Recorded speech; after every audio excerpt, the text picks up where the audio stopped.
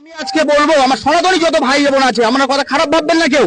আমি তাদেরকে বলবো, আপনারা যে গরুকে গোমাতা বলছেন, যে মা 10 মাস 10 দিন গর্ভে রেখে মানুষ করেছেন, সেই মায়ের সেবাটাকে ভালো করে করুন না।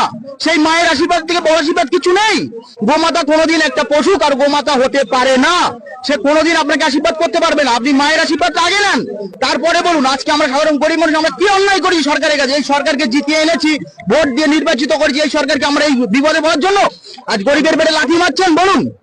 আমরা এই গরিবরা আজকে ক্ষিপ্ত হয়ে আছে, আমাদের পেটে যখন লাথি মারে, পেটের জ্বালায় আমরা যখন সিংহর মতন গর্জন দেবো, এই গর্জনের আওয়াজটা কতদূর যাবে সেটা সরকার বুঝতে পারবে।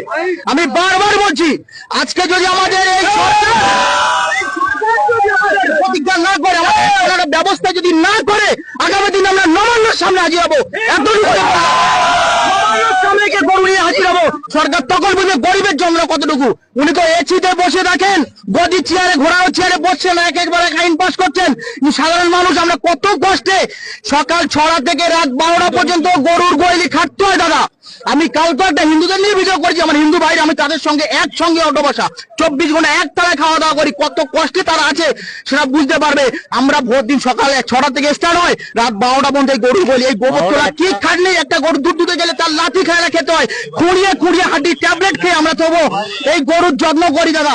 প্রত্যেক দিন এদেরকে নিজেদের বাচ্চাদের মতন করে লালন পালন করে মানুষ করতে হয়। তাহলে এই কষ্টে আমরা মার্কেটে যে ঋণ হয়ে আছে, আমাদের কি ওপর মহল ছাড়বে? যারা বড় বড় দোকানদার আমাদের কেউ ছাড়বে না।